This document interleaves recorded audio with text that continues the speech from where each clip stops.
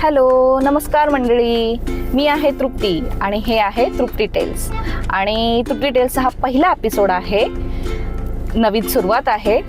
तर ह्या नवीन सुरुवातीसाठी आपण चाललो आहोत. आपलं first destination is Andhra Pradesh, Lepakshi. तर मग चला करूया आपल्या जर्नीची सुरुवात.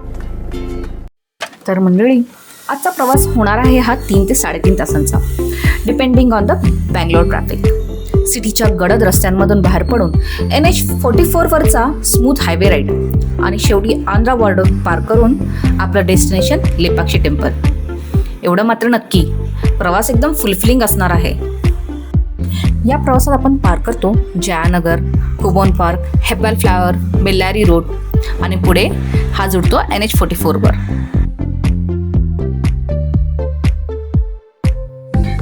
हे आपण बघतोय ना, ते बेंगळुरूच्या गोंगाटात एक शांत कोपरा आहे, कुबोन पार्क. जणू शहराच्या हृदयातलं एक हिरवं श्वासस्थान. सुमारे 300 एकरामध्ये पसरलेला आहे हा आणि 6000 व्हरायटीजचे इथे फुलझाडं आहेत.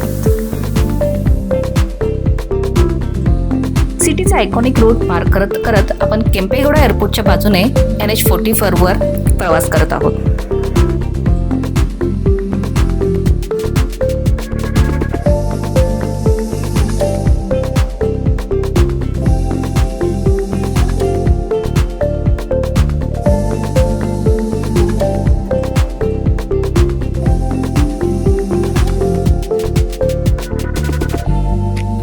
NH44 हा भारतातला सगळ्यात लांब रस्ता आहे. पण हा रस्ता सरळ नाही, जिवंत आहे. एका बाजूला द्राक्षांच्या वेळी, दुसऱ्या बाजूला टोमॅटो मिरच्यांची शेती, कधी फुलांची शेती, कधी मोकळ्या टेकड्या, सूर्यप्रकाशात चमकणारी माती, सगळं अति सुंदर.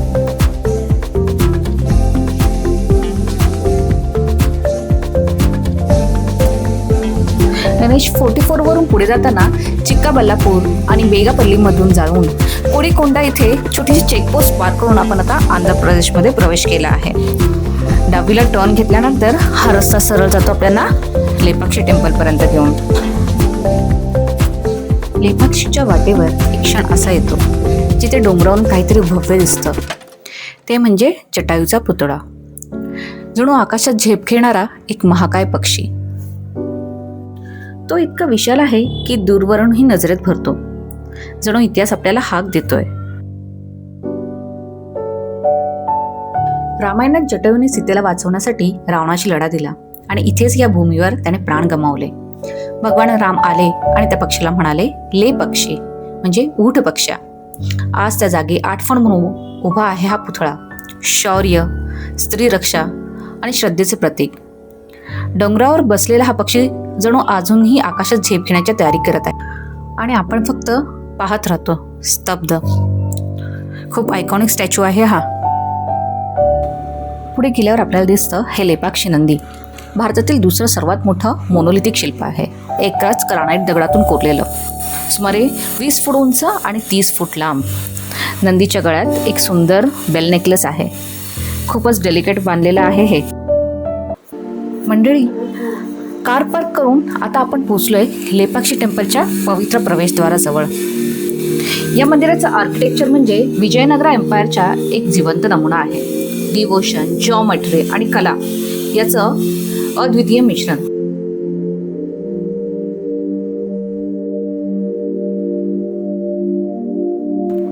मी टेम्पलच्या एंट्रन्सकडे चालतेय आणि वाटतंय जणू सगळं थांबलंय फॉर अ मोमेंट. हवा शांत आहे, मनही शांत आहे. पावलांमध्ये ही वेगळीच भावना आहे. It not just excitement but something deeper. बाहेरूनच मंदिराचं रूप एवढं सुंदर दिसते ना, ग्रँड पण शांत. मनात डिवोशन आहे, थोडं क्युरिओसिटी आणि थोडं काही वेगळं पाहण्याची इच्छा. I am not just walking, I am entering the story.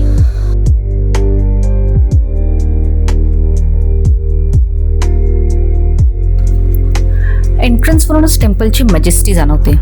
लालसर सँडस्टोनच्या भिंती, इनक्रेडिबली कार्व्ड पिलर्स आणि शांततेचे वेगळे स्पंदन. येथील मुख्य देवस्थान आहे विदर्भ स्वामी, लॉर्ड शिवाचं फिअर्स रूप. पहा, एवढं सुंदर एंट्रन्स आहे, बघूनच डोळे सुखावले.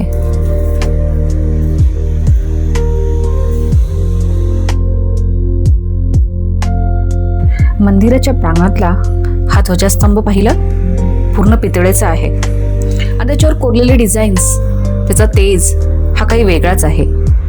नजर जाईल तोवर उंच असा हा ध्वजस्तंभ ह्या मंदिराला साजेसा वाटतो.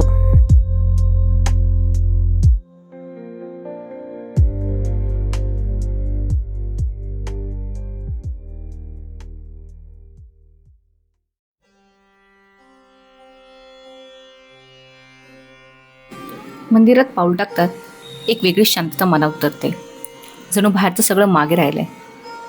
The noise fades and suddenly just me. आणि ही जागा, वरती छतावर, इकडच्या खांबांवर खूप सुंदर अशी शिल्पाकृती कोरलेली आहे. ते बघूनच मन भरून येते. पुढे आम्ही गाभाऱ्यात गेलो महादेवाच्या दर्शनासाठी. गाभाऱ्यामध्ये कॅमेरा लाऊड नसल्यामुळे आम्ही त्यातलं आतलं चित्रीकरण करू शकलो नाही, पण फिलिंग तुम्हाला सांगू शकते, खूप भारी वाटलं. दर्शनही छान झालं. इथली हवा थंडगार आहे आणि एक खास सुगंधही मिसळलेला आहे, धूप, चंदन आणि फुलांचा. भिंतीवर काव केलेली शिल्प ही देवदेवतांच्या कथा, नृत्य करणाऱ्या अप्सरा आणि ध्यानस्थ बसलेल्या ऋषींची आहे. प्रत्येक कोरीव कामात डिव्होशन आहे आणि एक टाइमलेस आर्टिस्ट्री. काही मूर्त्या ह्या काळाच्या ओघात थोड्या झिजल्या आहेत, पण त्यातली ग्रेस काही अजून कमी झालेली नाही.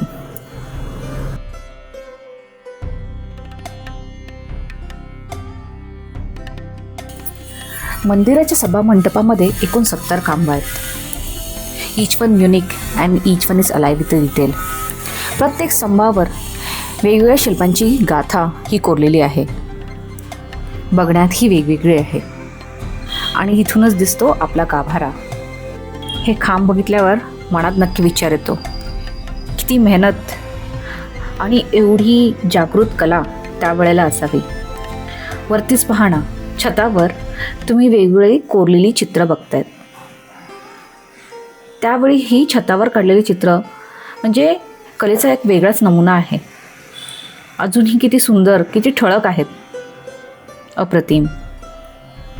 हे मंदिर म्हणजे कलेसाठी ठेवलेलं एक सभागृहच आहे. म्हणजे तुमचं मन भरून जाईल, पण कला काही बघता संपणार नाही.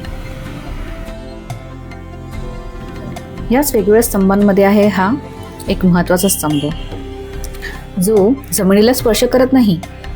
हा स्तंभ हवेत तरंगतोय. यालाच म्हणतात फ्लोटिंग पिलर.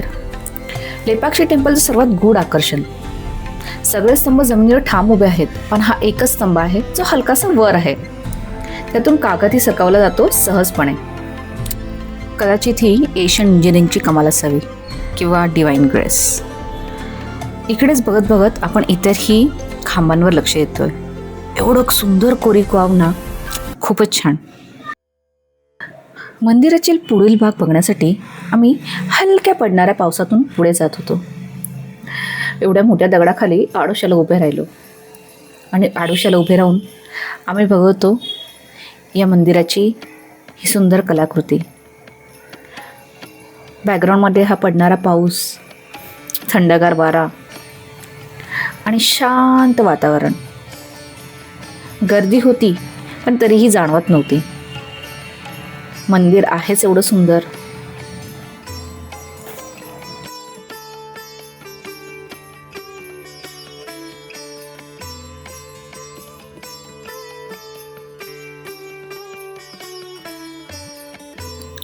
मंदिराच्या बाहेर एका उंचवट्यावर उभा आहे एक भव्य नागलिंग. एकाच दगडातून कोरलेलं 7 फणांचं नाग शिवलिंगाचं रक्षण करत आहे. It massive eight siren. या मंदिराच्या एका शांत कोपऱ्यात एक जागा आहे जिथे काळ थांबलेला आहे. कल्याण मंडप, जिथे म्हणतात भगवान शिव आणि पार्वतीचं डिवाइन लग्न झालं होतं. Not with flowers and music, but with stones and silence.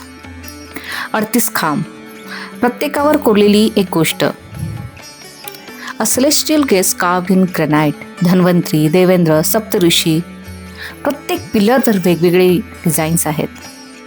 हे खांब फक्त आधार नाहीत, त्या क्षणाचे साथीदार आहेत. पण या मंडपाला छप्पर नाही. का? कारण ही कहाणी अपूर्ण आहे. विरूपाना नावाच्या राजकोषाध्यक्षाने हे बांधायला सुरुवात केली, पण त्याच्यावर आरोप झाले आणि या अपराधी भावनेमध्येच त्याने स्वतःचे डोळे फोडले आणि मंडपाचं काम थांबून गेलं. पण भावना काही थांबली नाही.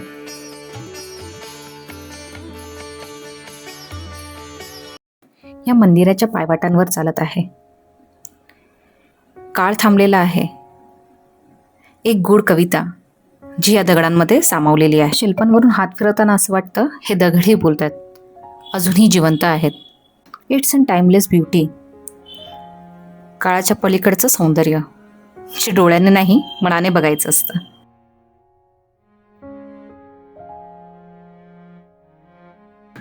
मनात आठवणी, कॅमेऱ्यात क्षण आणि पुढच्या तृप्ती टेलसाठी एक नवा उत्साह.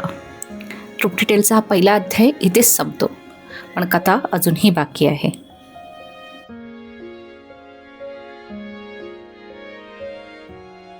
गाडी मंदिराच्या वाटा मागे टाकते, पण मन अजून तिथेच आहे. त्या सेक्रेट सायलन्समध्ये, त्या टाइमलेस ब्युटीमध्ये अजूनही मन गुंफलेलंच आहे. हे तृप्ती टेल्सचं पहिलं पाऊल होतं. मी फक्त एक प्रवास दाखवला नाही, एक भावना शेअर केली आहे. जर ती तुम्हाला आवडली असेल तर लाईक करा, शेअर करा, चॅनलला सबस्क्राईब करायला विसरू नका. तुमचे एक क्लिक म्हणजे पुढच्या प्रवासासाठी एक मोठा उत्साह ठरेल. पुढच्या तृप्ती टेल्समध्ये अजून गोष्टी आहेत, अजून वाटा, अजून आठवणी. पुन्हा भेटूया. धन्यवाद. बाय.